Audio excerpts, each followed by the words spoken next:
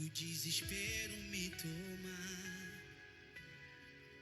Por mais pressão que esteja a situação, o controle ainda está na palma de suas mãos.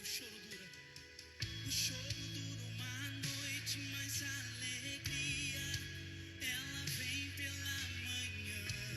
Eu creio.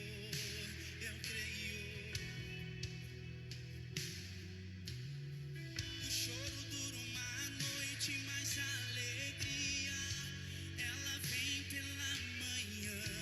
Eu creio. Levante as suas mãos e diga comigo, vai.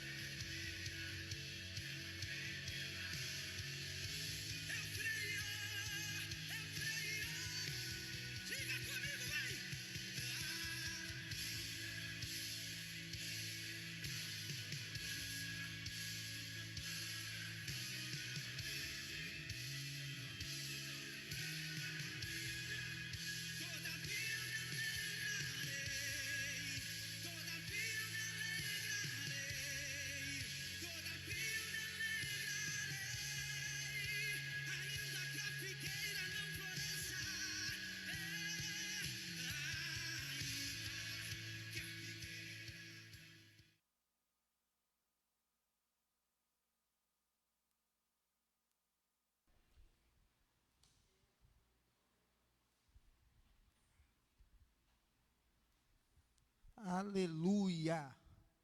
Graça e paz, queridos. Acho que a gente não ouviu, né? Graça e paz.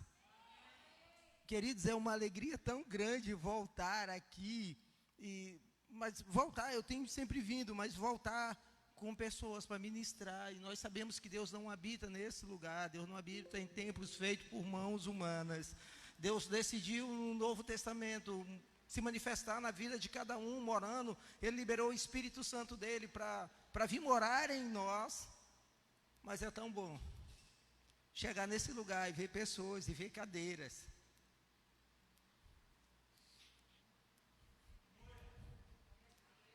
Por algumas vezes eu tenho vindo aqui, e às vezes venho só. E você entra e vê cadeiras empilhadas, e você vê instrumentos parados, e você fica olhando para cá, onde é que estão os ministros? Onde é que está o púlpito pregador? Onde estão as ovelhas? Onde estão, sabe, mesa de som? Onde estão as pessoas? Mas graças a Deus, nosso Deus é bom e fiel.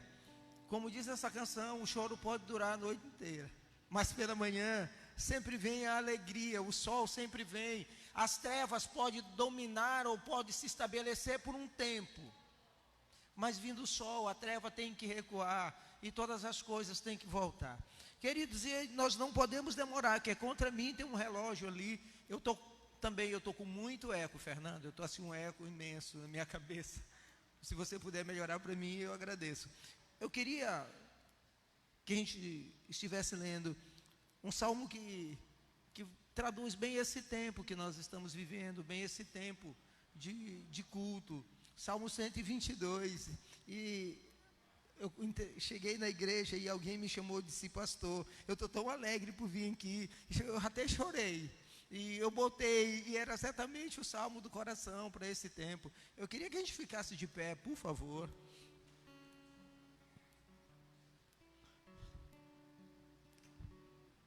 Amém, queridos. Nós estamos sendo bem incomodados, né, pelo sol. O sol está batendo na gente, mas nossos ar-condicionados também não estão conseguindo suprir. Mas Deus vai nos dar graça. Deus vai nos dar graça. A palavra do Senhor nos diz nesse tempo o seguinte, Salmo 122, diz que: alegrei-me quando me disseram, vamos à casa do Senhor. Pararam os meus pés junto às tuas portas, ó Jerusalém. Jerusalém que está construída como cidade compactada, para onde sobem as tribos do Senhor. Como convém a Israel, para render graças a teu nome. Lá estão os tronos de justiça, os tronos na casa de Davi. Orai pela paz de Jerusalém, sejam prósperos os que te amam. Reine paz dentro dos teus muros e prosperidade para os teus palácios. Por amor dos meus irmãos e amigos, eu peço, haja paz a ti. Por amor da casa do Senhor, nosso Deus, buscai o teu bem. Queridos, como é bom. E eu vinha de casa e quando eu apontei ali, eu vi a porta aberta, o portão aberto. Sabe, ainda é tudo muito novo. Nós que estamos acostumados com uma casa cheia, para a glória de Deus, e ver cadeiras, gente longe, e pessoas que eu tanto amo, que eu tenho convivido nos meus últimos anos, meus últimos dias, não poder abraçá-los. E nós temos uma característica muito forte como Igreja Batista da Restauração. Nós gostamos de gente, nós gostamos de nos misturar, de nos melar de gente, de abraçar gente. E por um pouco de tempo nós não podemos abraçá-los. Por um pouco de tempo a gente não pode nem dar as mãos. Mas há em nós a convicção e aquele ardor, aquela convicção no nosso coração, o fervor em nosso coração, que nós somos um.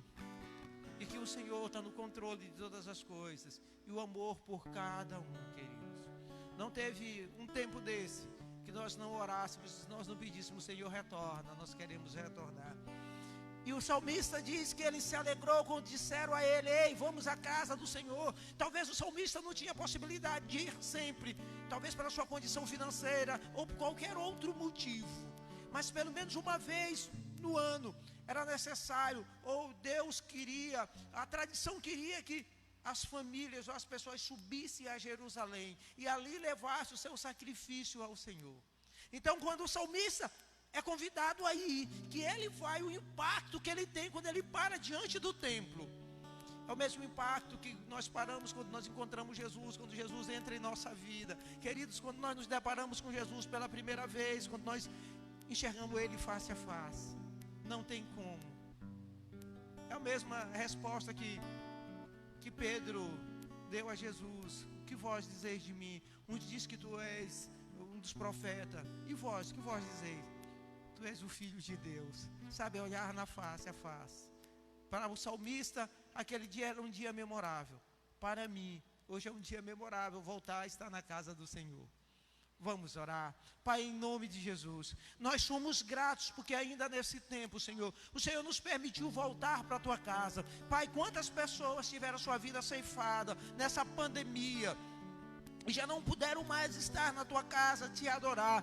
Muitos, Senhor, desceram a cova, outros, Senhor, desceram a cova, mas foi só o corpo físico que estão esperando, Senhor, a tua volta para que eles estejam diante de ti na Nova Jerusalém. E nós hoje estamos alegres, nós estamos felizes, porque nós voltamos à tua casa, como diz o salmista: alegrei-me quando me disseram, vamos à casa do Senhor.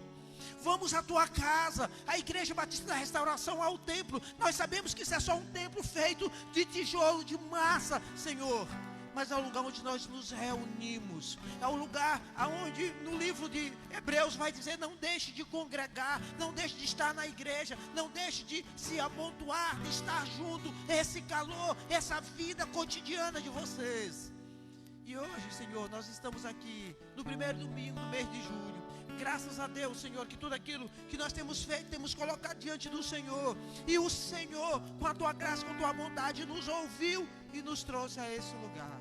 Pai, o desejo do meu coração é que nós venhamos nos desprender na tua presença. É que nós venhamos, Pai, quebrar, meu Pai, toda indiferença, Senhor, e te adorar como tu mereces. Pai, trazer um sacrifício, Senhor, um sacrifício perfeito diante de ti, um sacrifício santo, com mãos levantadas. Pai, que haja quebrantamento, que haja arrependimento, que haja adoração genuína ao único que é digno, ao Rei, ao Senhor, aquele que morreu e hoje vive, que está sentado à destra do Pai. A Ele toda a honra, todo o louvor, a Ele toda a glória pelos séculos dos séculos. A esse Deus que nós viemos adorar, que nós viemos prestar culto, a Ele nós viemos dar o nosso louvor, a nossa adoração. Você pode aplaudir a Ele. Amém. Ministério de louvor. Graças e paz, amados. Meu coração transborda de alegria nessa hora,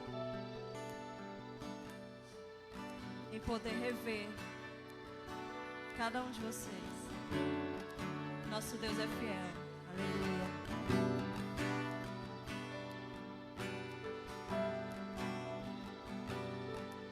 Confiando em nosso Deus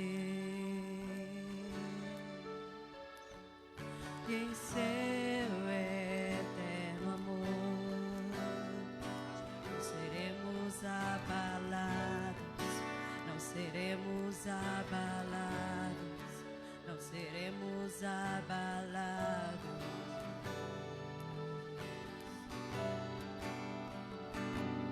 Na batalha permaneceremos em fé. Se exércitos se querem contra nós, não seremos abalados, não seremos abalados, não seremos abalados.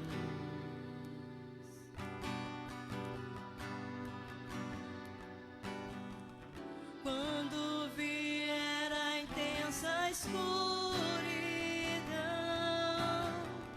não temerá o nosso coração. A esperança nasce com a luz. Deus é por nós, Ele é o vencedor.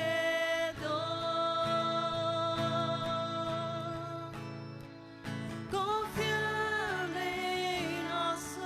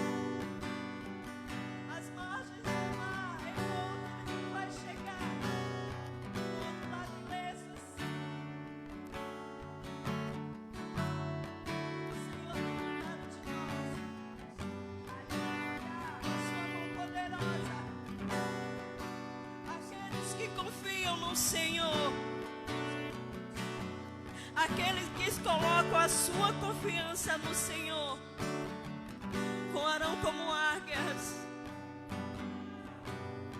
E nós cremos. Infelizmente muitos perderam seus entes queridos nessa pandemia, mas o Senhor, Ele é fiel. Ainda assim Ele continua sendo um Deus bom, um Deus forte, um Deus fiel. Ainda assim Ele continua sendo um Deus forte e fiel, poderoso para fazer infinitamente mais do que aquilo que pedimos e pensamos. Continue confiando no Senhor. Continue depositando a sua confiança no Senhor. Aleluia. Aleluia.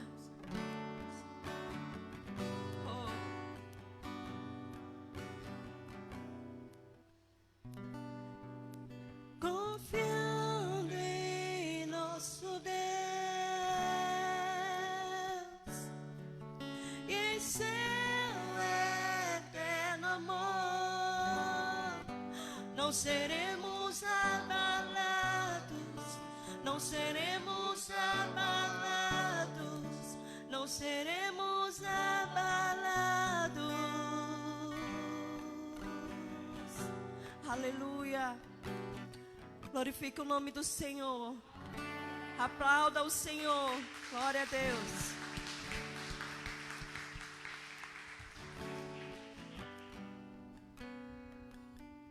Amém, queridos. Podeis sentar.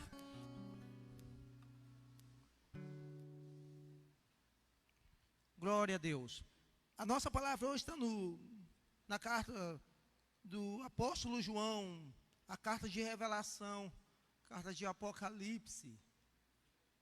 Está no livro de Apocalipse, meu querido, no capítulo 2, de verso 8 até 11. A igreja de Esmirna. Nós queremos hoje falar sobre essa igreja. Que Deus nos dê graça, nos dê bondade, que nós possamos hoje passar nesse lugar, deixar essa palavra, para que o nosso coração se fortaleça nesses dias, nesses tempos de dificuldade. Amém? A palavra do Senhor diz o seguinte: ao anjo da igreja de Esmirna escreve: estas coisas diz o primeiro e o único, que esteve morto e tornou a viver. Conheço a tua tribulação, a tua pobreza, mas é rico. E a blasfêmia dos que a si mesmo se declararam judeus e não são, sendo antes sinagoga de Satanás. Não temas as coisas que tens de sofrer. Eis que o diabo está para lançar em prisão alguns dentre vós, para serdes posto à prova. E tereis tribulação de 10 dias, ser fiel até a morte, e dar-te-ei a coroa da vida. Quem tem ouvidos, ouça o que o Espírito diz às igrejas. O vencedor de nenhum modo sofrerá dano da segunda morte. Amém, queridos? Senhor, essa é a tua palavra, palavra de vida para nossas vidas nesse dia.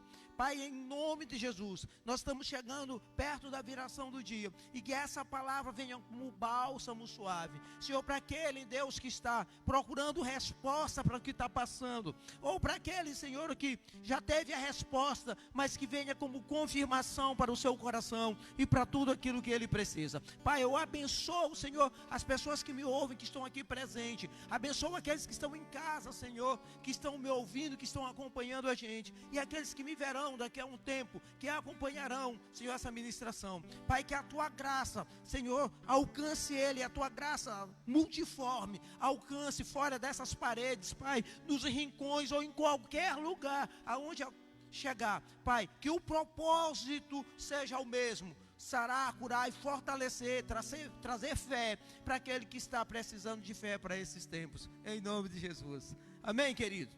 Queridos, essa carta foi escrita pelo apóstolo João. O apóstolo João é o único apóstolo que não foi morto por martírio. Então ele teve uma visão, ele preso na ilha de Patmos, o Espírito trouxe a ele essa revelação, ou melhor, Jesus trouxe essa revelação a ele, e começa com 7 cartas às 7 igrejas. Muitos dos teólogos, dos estudiosos, dizem que essas 7 igrejas representam sempre fase que nós vamos, que a igreja do mundo vai passar, tempo de apostasia, tempo de sofrimento, Outros dizem que não, que são exclusivos para aquelas igrejas localizadas naquele tempo. De qualquer modo, essa carta também serve para nós nesse tempo. E eu conversava, eu fazendo a célula domingo, eu lembrei dessa palavra, e que algumas das nossas pessoas têm ficado doentes, ou mesmo pessoas que não são da nossa igreja, têm ficado doentes. Nós temos pedido oração, querido, e a igreja, nós somos tão pequenos, mas a igreja se une, se fortalece, e crê naquele que pode todas as coisas, e começa a buscá-lo, e graças a Deus nós temos tido respostas favoráveis, queridos. E eu quero discorrer nessa palavra hoje. E quem é essa igreja, querido? Essa igreja está em Esmirna. Ela não foi fundada por Paulo. Teoricamente não se tem nada dizendo que foi Paulo que a fundou. Mas crê-se que quando Paulo está em Éfeso, isso está em Atos 19:10, que Paulo tenha sido a pessoa, pela influência dele, ou talvez ele tenha ido lá. De qualquer forma, o ministério de Paulo, o ministério apostólico, o ministério de implantação de igreja, missionário dele, deve ter alcançado essa igreja. E quem é essa igreja? Vamos dar assim um panorama rápido nesse local. Esmirna era a segunda cidade da Ásia, só perdia para Éfeso. Estava 52 quilômetros distante de Éfeso, mais ou menos esse tempo, e era uma cidade leal a Roma, leal ao imperador. Por várias vezes ela sofreu algumas invasões e tiveram algumas batalhas, mas em todas elas se manteve fiel a Roma, e por isso ela recebeu alguns títulos, ela recebia algumas honrarias, e por isso essa cidade que está lá, essa cidade da Ásia Menor, ela se colocava à disposição de Roma. E agora nesse lugar tem uma igreja formada nesse lugar, e essa igreja, o título dessa diz que é a igreja de Esmirna, e Deus começa a falar através de João, dizendo que essa igreja está passando grande tribulação. E se nós olharmos para esses dias, nós temos visto que nós também temos passado dificuldade como igreja do Senhor. Nós temos passado dificuldade, e a Covid, ou todas essas doenças não têm feito acepção, diz, não, eles são crentes, eles não vão sofrer, não. Nós também temos sofrido, e a gente pergunta, mas alguns podem perguntar, mas tu não é crente? Cadê o Senhor? Cadê o teu Deus? Onde é que Ele está? Que não tem tirado você, não tem livrado você. Querido, em lugar nenhum nós vamos encontrar que a igreja do Senhor não vai passar por dificuldade, ou o povo do Senhor não passa por dificuldade. O povo do Senhor já foi escravizado por inúmeras vezes. O povo do Senhor já sofreu martírio. O povo do Senhor já sofreu doenças, ataques. Mas tem algo que ninguém pode nos tirar, é a promessa que o Senhor nos dá, da vida eterna. Essa promessa ninguém pode nos tirar, queridos, a promessa da vida eterna. E é essa promessa que o Senhor Jesus vem alavancar, que o Senhor Jesus vem lembrar de quem é essa igreja. E eu quero começar por aqui. Jesus vai dizer, olha, o primeiro e o último. E em todas essas cartas, Jesus usa a geografia, usa a história para confrontar a idolatria, ou aquilo que eles estão vivendo, com quem Jesus é, com quem a igreja é. A igreja do Senhor, não a igreja local, mas a igreja espiritual, aquela que vai subir, aquela noiva que quando Ele vier, que Ele estiver nos céus, ela vai subir com Ele, que vai morar eternamente com Ele. E Ele começa dizendo para essa igreja, que quem está escrevendo a ela, é o primeiro e o último. Sabe, durante toda a vida, nós já vimos se levantar monarcas, nós já vimos se levantar reis, e eles adoravam muitos reis, e todos eles caem, porque eles são homens, eles são humanos, como eu, como você, e num determinado tempo eles vão perecer, e eles vão morrer igual todo mundo. E a gente sente olhar para o Egito, para as pirâmides do Egito. As pirâmides do Egito vão lembrar exatamente isso, que ali, dentro de uma pirâmide daquela, ter um faraó. E ele continua lá, os ossos deles continuam lá. Mas se você for em Jerusalém, e se você for no lugar onde Jesus foi sepultado, você não vai achar o túmulo dele. Ou você pode achar o túmulo, mas você não vai achar os restos mortais de Jesus, porque ele não está lá. E ele está dizendo que ele é o primeiro e o último. Ele estava na criação, e ele vai estar depois da criação. Quando tudo parar, ele vai estar com a gente.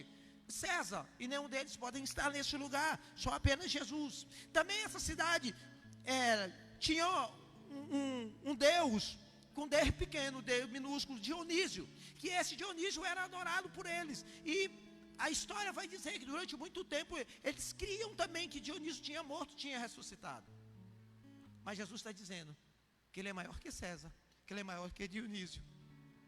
E ninguém diz, eu estava vivo, eu morri e hoje estou vivo. Ele é o único, o primeiro e o último.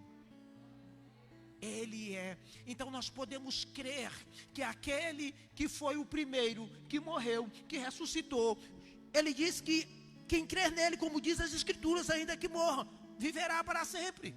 E é isso que nos mantém de pé, é isso que nos mantém vivo.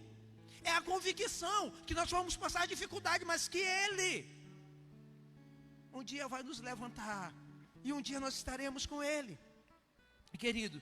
E esse Deus Dionísio garantia a eles a paz. Esse Deus Dionísio garantia a alegria, garantia também fertilidade, garantia a boa colheita. Mas Dionísio era apenas um Deus feito por mãos humanas.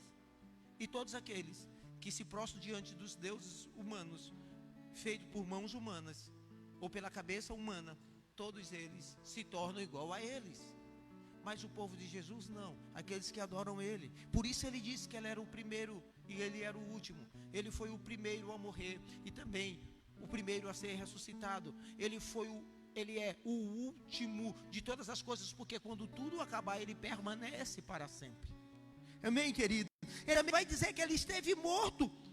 Eu estive morto, mas hoje vivo. Todos os outros que levantaram, ou que têm uma religião, ou que têm seguidores, todos esses morreram e não voltaram mais. Ninguém foi visto. Se você lê o Corão, não vai dizer que Maomé está vivo. Se você lê o budismo, não vai dizer que Buda está vivo. Nenhum deles. Só Cristo Jesus. Nem mesmo os Césares, a quem eles adoravam, a cidade adorava, está vivo. Todos eles morreram, porque todos eles eram um homem e precisavam da graça e da bondade de Cristo Jesus. Assim como eu e como você.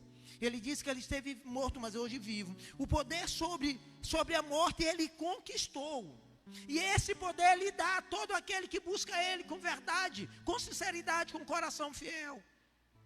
Todo aquele que me buscar, que buscar verdadeiramente a Senhor Jesus com coração fiel, que tiver ele como Senhor e Salvador, a ele é dado o poder de vencer a morte também, porque ele disse, eu venci a morte, e se eu vencer a morte, você também vencerá a morte. Por isso, queridos, não tenha uma tribulação, não tenha medo, porque o nosso Jesus não apenas morreu, mas ao terceiro dia ele ressuscitou. E foram vistos durante o tempo que ele teve aqui, em média 50 dias, mais de 500 pessoas viram ele, e todo mundo comprovou, ele está vivo. E se ele não estivesse vivo, o Espírito Santo que atua no nosso meio não poderia vir.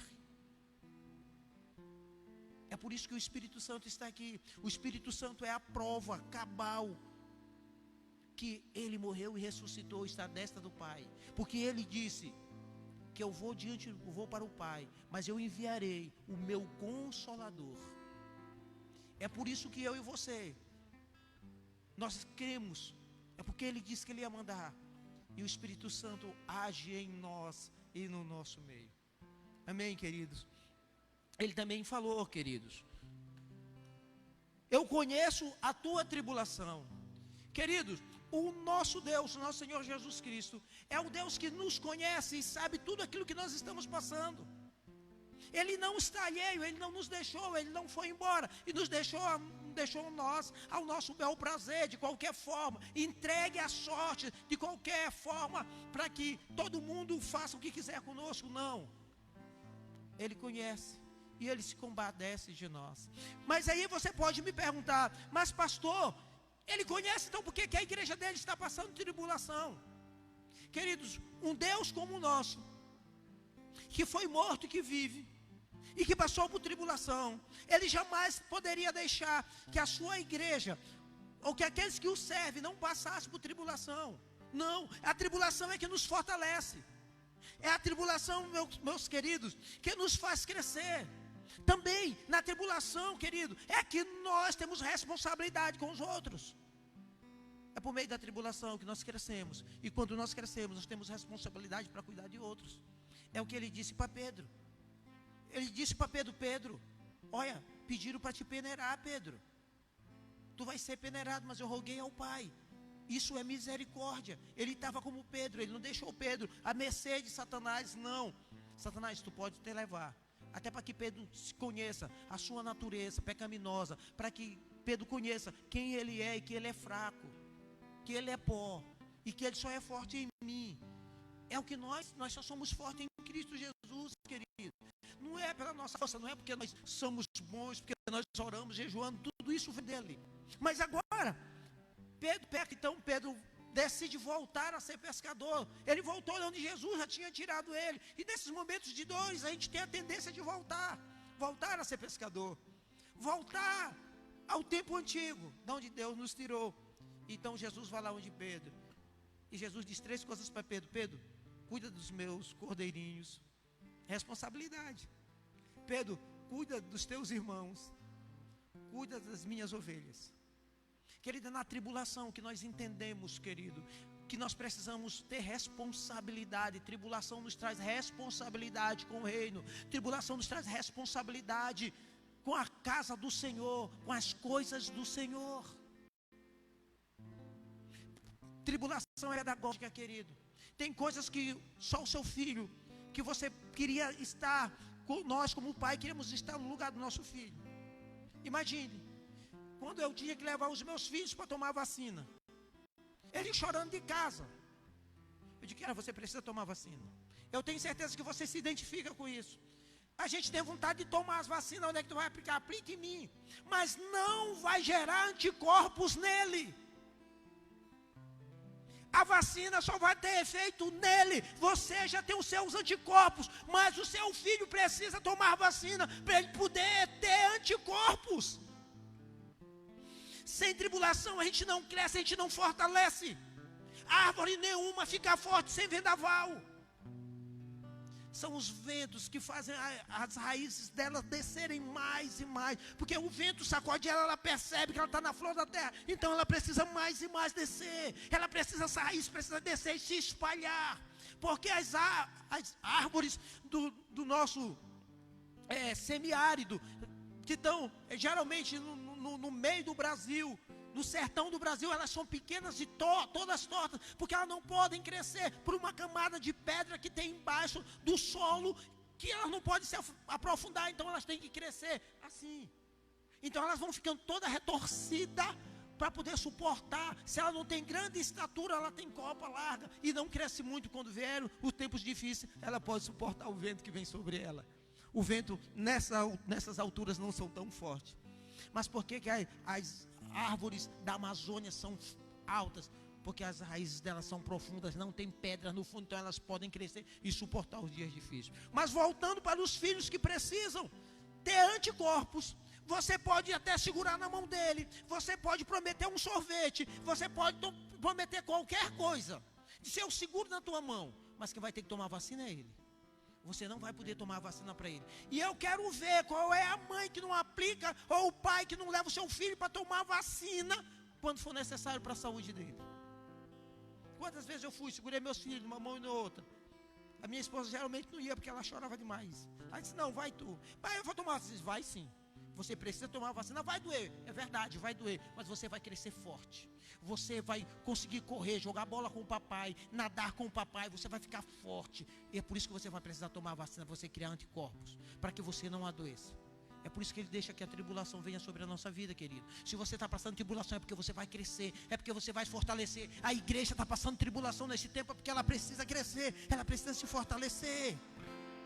Ele diz também, essa carta é uma carta dos contrastes. Ele diz, ei, tu é pobre, mas tu é rico. Uau! Tu é pobre, mas tu é rico. Geralmente nós queremos riqueza para esse tempo agora. Mas Jesus está dizendo, essa riqueza da agora vai durar 75 anos. E se você dividir 75 anos, que é o tempo que a estimativa de vida nossa, né? 75 anos é para você crescer, né? Para você se tornar um adulto com 25 anos. 75 vezes 3. 25 anos você cresce. 25 anos você passa trabalhando. 25 anos você está agora cuidando de você, porque você já adquiriu algumas doenças. Dói aqui, dói ali, dói a junta, dói a coluna. Você tem bico de papagaio, bico de tucano, bico, sabe?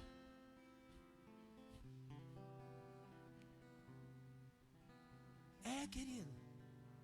E a gente ainda quer viver a maior parte da nossa vida. A gente só está querendo viver agora e aqui. Mas Jesus tem mais. Jesus disse para essa igreja, ei, tu é pobre.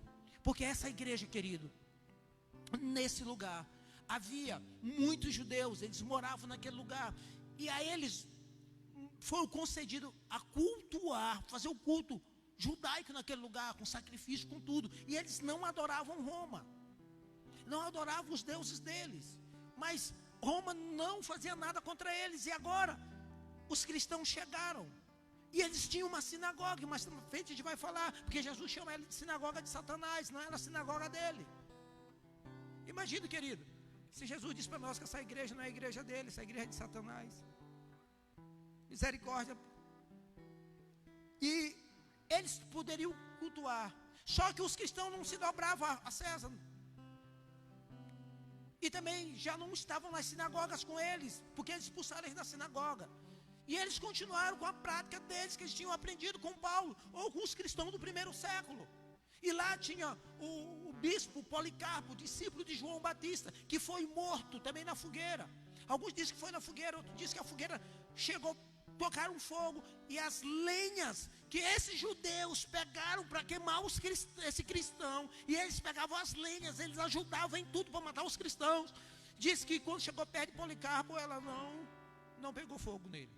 E não era porque ele estava, não, porque a fé dele, e não queimou.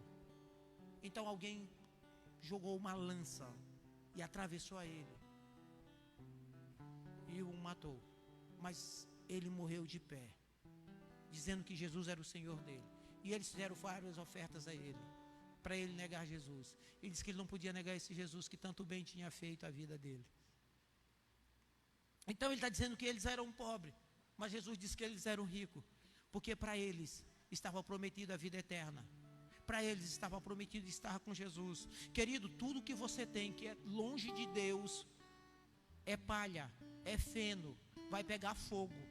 Tudo que você tem longe de Deus não vai durar, não é riqueza. Lembra do filho pródigo? O filho pródigo estava na casa do pai, e ele estava um dia na casa do pai, disse, pai, eu quero ir embora, me dá parte da minha riqueza, me dá tudo que eu tenho, eu quero ir embora. E o pai deu a ele, e ele foi embora. Eu sempre gosto de dizer, a Bíblia não diz isso, mas eu digo que quando ele saiu de casa, ele cortou o cabelo, botou um brinco, botou um piercing na sobrancelha, comprou um jeans, rasgou ele todo na perna, tá? Fez uma tatuagem e foi embora, para não se parecer com o judeu. Ei, mas veio um tempo de fome, veio um tempo de dificuldade naquele lugar onde ele estava, e só restou a ele ser empregado numa pocilga. E ele lembrou que na casa do pai dele, até os empregados eram tratados bem. Quantas vezes ele deve ter acordado pensando isso e relutou, dizendo, não, eu não vou voltar. Não, meu pai não vai me receber. E foi apertando a fome, foi apertando, e foi ficando difícil, Ele disse, não, eu vou voltar. E por que eu acho isso? Porque ele disse, eu quero voltar, nem mais como filho, mas eu quero voltar como empregado. Querido, nós temos os nossos erros, as nossas falhas. E às vezes a gente pode até achar que nós não somos mais filhos. Mas o pai nunca achou que nós deixamos de ser filho dele. uma vez filho, sempre filho. E quem é pai sabe, o seu filho pode ser para todo mundo um traste, mas para você ele é filho, porque foi gerado de você. Foi um filho que você amou, que você desejou, que você sonhou. E esse filho volta, e o pai está pronto esperando ele. E quando é que ele volta? Ele volta com toda a sua pobreza, querido. Ele não tinha mais nada, mas o pai tinha toda a riqueza para dar para ele. Você pode dizer glória a Deus? Eu sei que a gente está de máscara, mas a gente pode dizer glória a Deus. Também, querido, ele nos diz que nós somos ricos, mas somos pobres. E esse pessoal desse lugar, querido, estavam pobres por quê? Porque foi confiscado tudo que eles tinham. Eles não tinham mais nada. Roma confiscou, e os judeus tocavam fogo nas coisas dele. O judeu, Paulo vai dizer que muitas vezes ele foi perseguido, até no meio dos cristãos, dos irmãos. Uau! Misericórdia, um irmão desse, né? Que eu estou achando que é irmão, né? Tem aquele filme Dormindo com o Inimigo. Pois é, até no meio dos cristãos ele foi perseguido. Ele teve dificuldade no meio dos irmãos. E interessante que na carta ao Laodiceia, uma outra carta que está aqui, a outra igreja, ela disse que ela é rica. E aí Jesus disse, não, tu é pobre. Ela era rica, ela tinha riqueza material, mas Jesus disse que ela era pobre, porque ela confiava na força do seu braço, ela confiava na riqueza dela. Mas essa igreja, a igreja que estava lá em Esmirna, ela confiava no Senhor. Era o Senhor que era a sua confiança, era o Senhor que era a sua força, a sua cidadela, era a torre forte, era o Senhor. Por isso Jesus disse que todo aquele que confia nele é rico. Você tem riqueza, queridos. Você tem uma conta abundante no céu, porque Jesus pagou um preço para você. Jesus lhe enriqueceu na cruz do Calvário. Naquela cruz ele enriqueceu você. Ele tomou a tua conta, a conta negativa que você tinha, o saldo negativo que você tinha diante do Senhor, e lhe deu um superávit no Senhor. No Senhor nós temos superávit, nós temos abundância no Senhor. No Senhor nós somos ricos. Mas deixa eu caminhar. Ele vai nos dizer o seguinte: e os que os que se diziam judeus, mas não são sinagoga de Satanás. São esses judeus que eu estou falando. Por como eles não vieram para o cristianismo, e eles diziam que o cristianismo era uma seita, e começaram a perseguir os cristãos. E eles se juntaram com Roma, querido, para maltratar o povo de Cristo. Lembra de Paulo? Paulo indo com uma carta para prender cristãos. E Jesus disse, Paulo, Paulo, porque tu me persegues. Na verdade, eles não estavam apenas perseguindo aquele povo. Eles estavam perseguindo a Jesus. E Jesus já sentencia eles. Ele diz que ele não é deles. Eles não é a sinagoga do Deus vivo. Eles não são a sinagoga do Deus Todo-Poderoso. Eles são sinagoga de Satanás. A Bíblia diz, pelo fruto nós conhecemos a árvore. E os frutos deles não eram bons. Também, ele vai dizer o seguinte, ser fiel até a morte. Queridos, por que até a morte? Queridos, é porque a nossa vida é espiritual e é tudo aquilo que nós fazemos, vai até a morte. Até nós cumprirmos o tempo que nós temos aqui. Essa cidade era um centro de competição.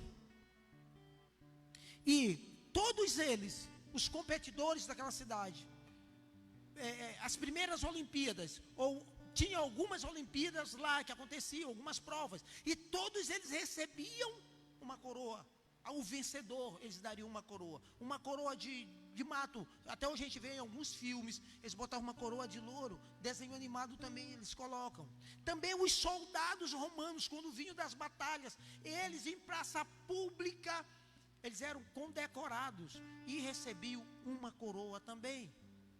Também os sacerdotes de Dionísio, um deus deles, um deus com desenho pequenininho, eles também, depois de um ano de trabalho a Dionísio, eles recebiam também uma coroa.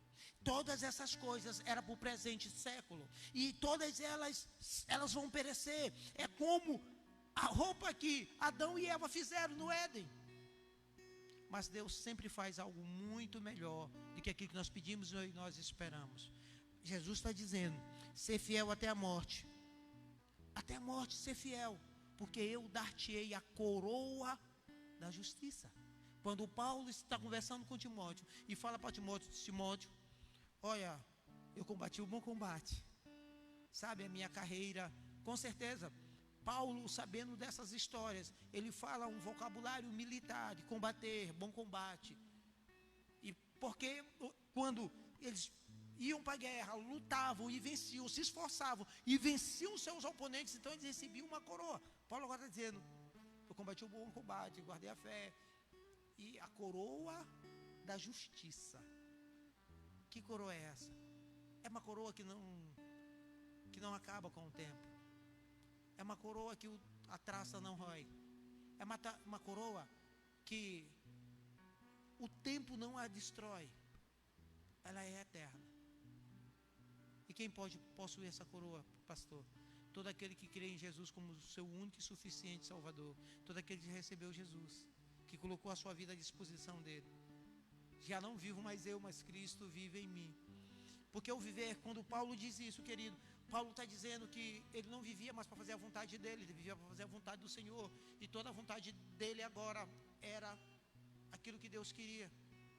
Quantas vezes eu quero fazer a minha vontade? Eu tenho certeza que muitos dos meus ouvintes, às vezes, a gente quer fazer a nossa vontade, porque a gente acha que é a melhor, porque a nossa vontade tem uma lei do menor esforço. Às vezes a nossa vontade não vai demandar esforço, não vai demandar cansaço. A nossa vontade, às vezes, é estar deitado no sofá, assistindo uma série, ou fazendo qualquer coisa, mas essa não é a vontade de Deus para mim e para você.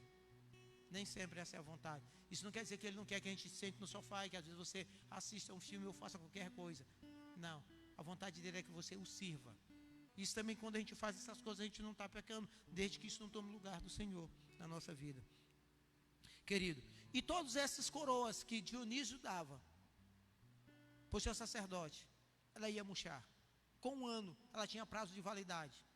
Qual o prazo da validade da coroa de Cristo Jesus? Pelos séculos dos séculos. Eternamente. Todo sempre com Ele. Você sabe o que é eterno? Eu fico me perguntando, Senhor, como é que vai ser esse eterno? Porque tudo que nós nos movemos, nós vamos daqui para São Paulo, são tantos quilômetros, nós vamos daqui para Najatuba, são tantos quilômetros, nós vamos daqui para qualquer outro lugar, a gente vai se lembrar de quilômetro, vai se lembrar de milha, de um monte de coisa, a gente vai se basear nisso. E a eternidade, como é que é? É eternidade. Não tem dia, não tem noite, não tem mês, não tem semana, não tem ano. Nós não vamos estar olhando para um relógio, nós não vamos estar. Amém, queridos? Ele disse que ao vencedor, a última garantia que ele vai dar, a garantia maior. Ninguém pode dar o que Jesus pode nos dar. Ninguém promete e cumpre o que Jesus nos promete. Todos estamos trabalhando para o tempo presente. Todos aqueles daquela cidade, exceto a igreja, eles trabalhavam para o tempo presente. Os cristãos não. Nós estamos trabalhando para a eternidade. Pastor, mas o senhor trabalha no Correio, outros trabalham na Vale do Rio Doce, outros trabalham em qualquer lugar, outros trabalham em hospitais, mas nós não estamos trabalhando para esse século. Nós estamos trabalhando por um tempo aqui. Porque nós estamos aqui, mas a nossa vida espiritual, essa é a nossa vida cotidiana. Nós trabalhamos aqui para nos sustentar, para sustentar a obra do Senhor. Mas para a eternidade, querido, nós estamos trabalhando aonde a traça não rói. Nós estamos trabalhando por uma eternidade que o Senhor vai nos dar, que Ele prometeu. E como eu posso crer nisso, pastor, você que está me ouvindo, como é que eu posso crer nisso? Qual a garantia que eu tenho? Ele disse que Ele iria e mandava o Espírito Santo, que é o penhor. Pastor, como é que eu faço para ter o Espírito Santo? Ele disse que todo aquele que entregar a sua vida a Ele, recebe o Espírito Santo. Pastor, eu tenho que fazer alguma coisa? Não, você só tem que receber Jesus como seu Senhor e Salvador. e você vai receber o Espírito Santo. E quem é o Espírito Santo? É a terceira pessoa da Trindade. Ele é o próprio Deus. E Ele deixou de morar em templos para morar em você, para morar em nós. Ele mora em nós. Olha que privilégio, querido. Antigamente, lá nessa igreja, na igreja de Esmirna, eles estavam correndo para um Deus que eles nunca tinham visto, ou para um homem que com as mesmas fraquezas, ou um homem que sofria as mesmas necessidades, que tinha que comer, que tinha que dormir. Mas o Deus que nós servimos, esse Deus, Ele não come, Ele não dorme, porque Ele é Deus, Ele é Espírito, e Ele decidiu morar em mim e em você. Tem uma adoração do Palavra Antiga que diz que eu sou casa, lugar de Deus. E eu gosto muito dela, porque ela é uma verdade absoluta. Eu sou casa. E quando eu me vejo como casa, eu preciso preparar, eu preciso cuidar de mim, porque tem alguém que habita em mim. E todos nós que recebemos alguém em nossa casa, nós sempre queremos dar o melhor para aquele que está indo à nossa casa. Sabe, quando você constrói uma casa, você constrói para dar um conforto excelente, para você ter conforto. A casa que nós moramos. Todo mundo quer ter uma casa. Você é uma casa de Deus. O que é que você tem feito? Como é que você tem crido? Cadê a sua fé? Onde é que está a sua fé? Mas Jesus termina dizendo: ao vencedor de nenhum modo sofrerá o dano da segunda morte.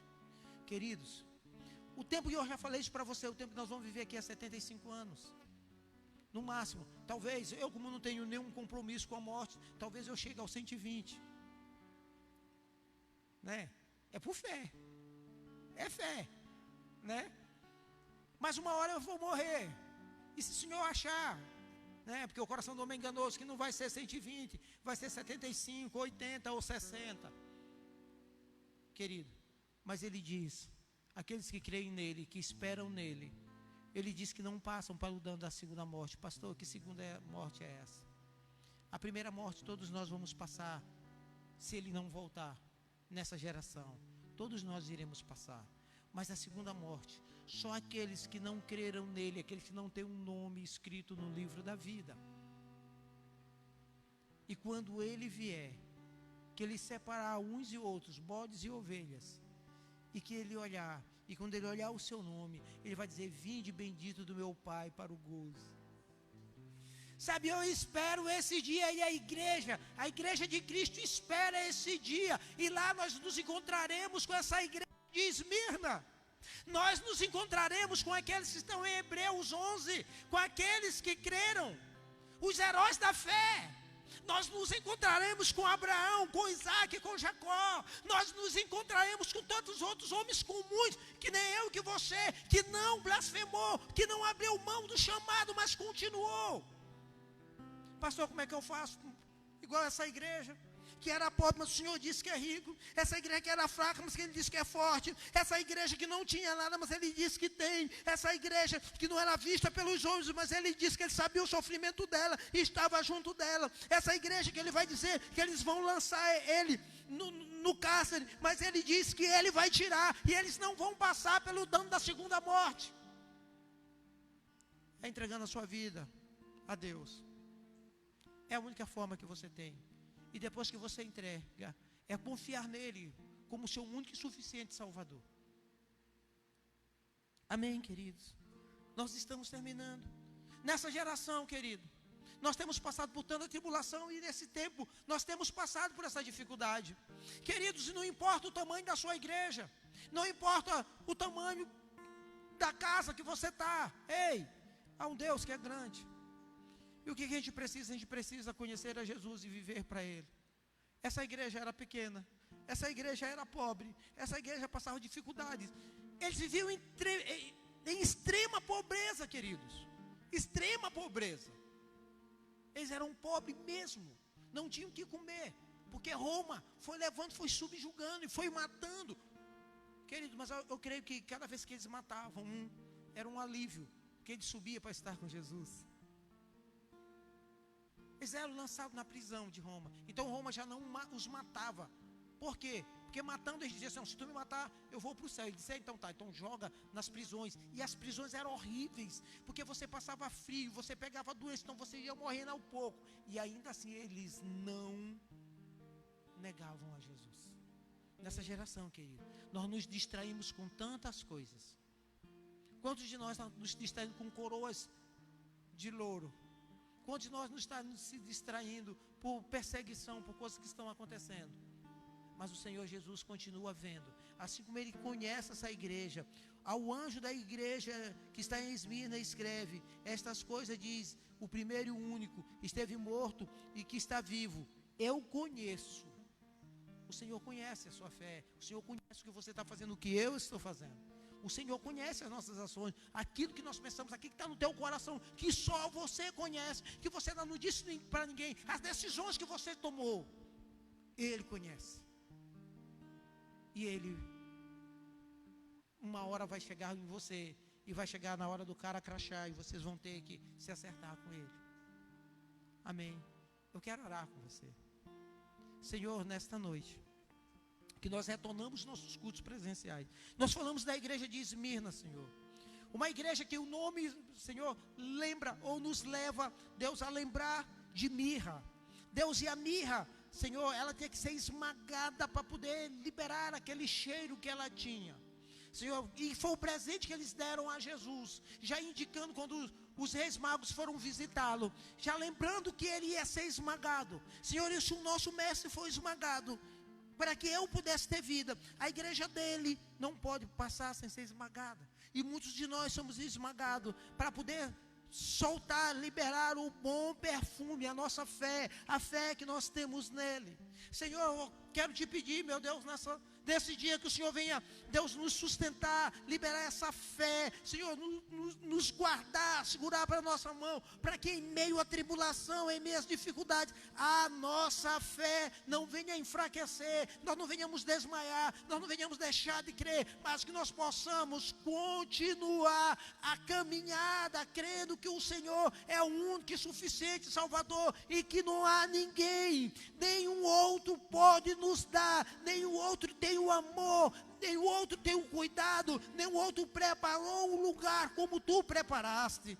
Nenhum nos ama a ponto de entregar a sua vida como tu entregou na cruz do Calvário, porque Isaías vai dizer que tu levou sobre ti as nossas dores, tu tomou o nosso lugar. Senhor, nós queremos tomar o nosso lugar como teus discípulos, como teus seguidores, como aquele que pega a sua cruz e anda, porque é só esse tempo, é só nesse tempo presente, mas a promessa é que há uma coroa, que há um tempo que o Senhor vem nos buscar e que nós já teremos o nosso choro, a nossa lágrima enxugada para o novo tempo. Senhor, que nós não venhamos esquecer que nós não somos daqui, que nós estamos aqui, mas que nós somos embaixadores do Senhor, e que o mundo está nos vendo, e que nós andamos conforme disse o nosso Senhor, e que essa carta seja um exemplo para mim. Eu também quero fazer um convite a você que está me vendo aqui, você que está me assistindo, se você está passando por dificuldades, se você está afastado, se afastou por qualquer coisa, por qualquer motivo você se afastou da casa do Senhor, ou se você ainda não tem Jesus como teu único e suficiente Salvador, querido, eu quero convidar você a tomar uma decisão hoje. Se você está afastado, você tomar a decisão de voltar à casa do Senhor. O Senhor está esperando você. O Senhor tem uma palavra para você. O Senhor quer tomar essa pobreza que você está vivendo, esse lugar de agonia, de dor, esse lugar de sofrimento, e Ele quer transformar em uma coroa de vida eterna. E se você ainda não tem Jesus, ainda não entregou a sua vida a Ele, eu quero dizer para você, querido, que é a melhor decisão que um homem pode tomar, se você entregar a sua vida a Ele. Se Ele é fiel e no último dia Ele entrega para você, mas Ele não vai entregar a mesma vida que Ele recebeu, Ele vai entregar uma vida com um corpo glorificado para você. Também para esses que estão presentes aqui, sabe, se você ainda não tem Jesus, ou se você se afastou, querido, se você não tomou essa decisão, essa é um convite que eu não posso deixar de fazer para você. Você que está aqui hoje. E se você não tem Jesus, ou se você se afastou, eu quero convidar você a dar um passo de fé. Pastor, eu não estou vendo nada, que garantia? Eu falei todas as garantias que Ele tem para você. E se você quiser, Nós estamos aqui para orar com você e para dizer para o Senhor: Senhor Jesus, vem sobre a vida deles, para a honra e glória do teu nome. Amém, querido? Tem alguém que quer tomar essa decisão hoje de receber Jesus como seu único e suficiente Salvador? Amém? Nós não temos, nós estamos olhando ali para um relógio. Hoje também é nosso primeiro domingo do mês, é o dia que nós fazemos ceia, o dia que temos a ceia do Senhor. E eu quero convidar você, querido, e eu quero convidar a cada um que está aqui. Entenda, nós estamos fazendo um culto e nós queremos fazer esse culto em 1 hora e eu já estou passando de 1 hora. Então eu vou pegar uma pessoa para representar toda a ceia que nós vamos fazer aqui, por aqueles que estão em casa, fazer a ceia comigo, que nós vamos gravar só essa pregação da agora, a outra pregação não vai ser gravada, tá bom, queridos? E essa pessoa vai receber a ceia, e nós vamos ministrar a ceia para essa pessoa, e depois, quando acabarmos a nossa ministração, nós faremos a ceia presencial com cada um que está aqui. Amém, querido? Eu quero convidar a Tandra, por favor, Tandra.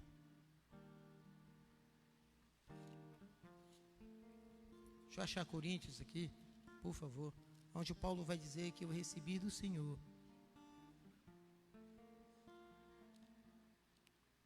Isso, não, pode ficar aí, eu vou lhe servir. Amém, meus queridos? A palavra do Senhor diz o seguinte: porque eu recebi do Senhor o que também... Eu queria que a gente ficasse de pé, por favor, toda a igreja. Amém, querido? Porque eu recebi do Senhor o que também vos entreguei, que é o Senhor Jesus, na noite que foi traído,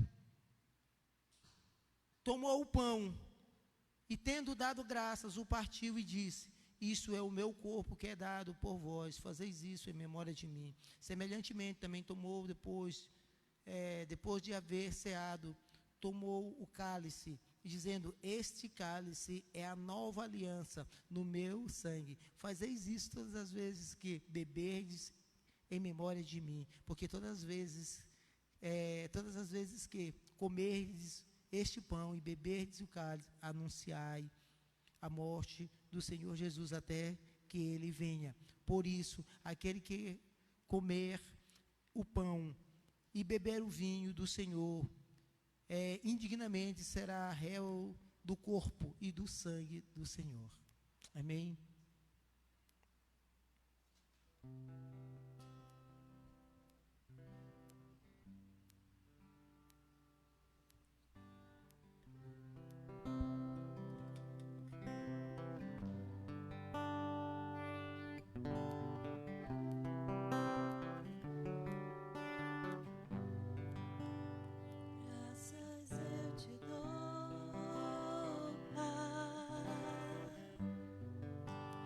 Pelo preço que pagou, sacrifício de amor que me comprou, ungido do Senhor, pelos cravos em suas mãos. Graças eu te dou, ó meu Senhor, lavou minha mente e coração, me deu perdão, restaurou minha comunhão.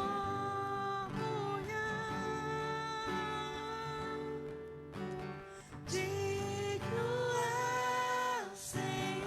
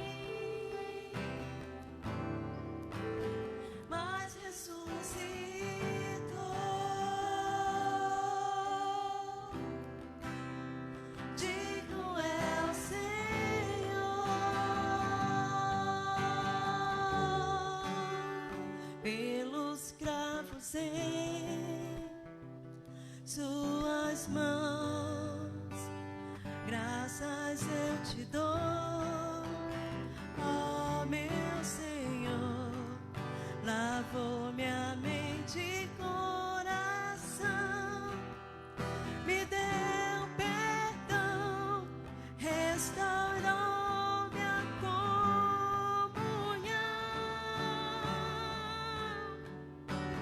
Digno é o Senhor, sobre o trono estás, soberano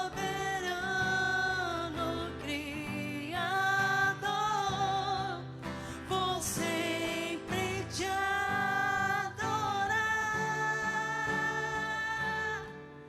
Elevo minhas mãos ao Cristo que venceu, Cordeiro de Deus morreu por mim,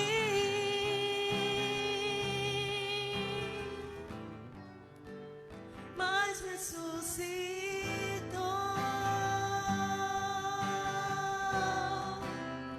Digno é o Senhor,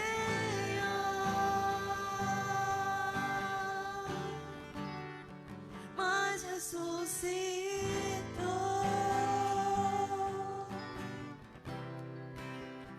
Digno é o Senhor.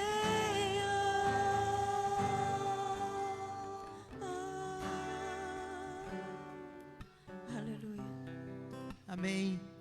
O texto vai nos dizer que eu recebi, porque eu recebi do Senhor o que também vos entreguei, que na noite que o Senhor foi traído, tomou o pão e tendo graça disse: este é o meu corpo. Senhor, nós abençoamos, Pai, esse elemento. Nós abençoamos também, Senhor, o elemento que nós temos na mão, Senhor. E nós queremos, papai, que é uma ceia memorial, aonde nós estamos, papai, relembrando aquilo que foi feito há 2000 anos atrás. Senhor, e hoje nós cumprimos a ordenança que o Senhor nos deu, de fazer até a tua vinda, para relembrar que um dia o Senhor foi esmagado, o Senhor deu o seu corpo e derramou o seu sangue pela tua igreja, e nós somos a tua igreja, e hoje, Senhor, nós relembramos, papai, e nós queremos cumprir as tuas ordenanças até que o Senhor venha, em nome de Jesus. Por favor, pode pegar.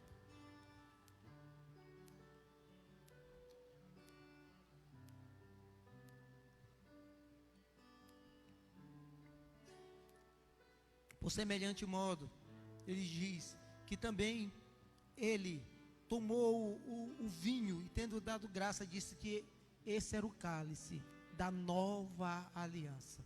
A aliança feita no sangue de cordeiros, no sangue de touro, caducou. Agora era ele mesmo, era o Cordeiro de Deus, aquele Cordeiro que João Batista viu. Diz: eis o Cordeiro de Deus que tira o pecado do mundo. Foi ele naquela cruz, derramou o seu sangue, para que nós pudéssemos estar aqui. Senhor, nós somos gratos pelo que tu fez. Pai, nós te adoramos, te glorificamos, te agradecemos, Pai. Muito obrigado. Aquele lugar era meu. Muito obrigado, Senhor, era eu que estava ali. Era para eu estar ali naquele lugar. Mas o Senhor tomou o meu lugar. O Senhor tomou a minha vida.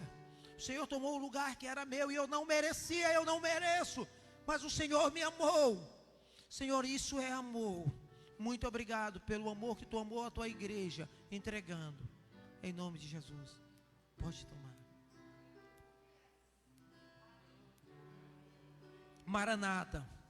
Ora vem, Senhor Jesus. Nós te adoramos, Senhor, e nós esperamos a tua volta. Em nome de Jesus. Amém. Amém, queridos. Nós te agradecemos, Senhor. Terminando dizendo que o Senhor te abençoe e te guarde, que o Senhor sobre ti levante seu rosto e tenha misericórdia de ti. Que o Senhor sobre ti levante seu rosto, te conceda a paz, a graça, em nome de Jesus. Amém.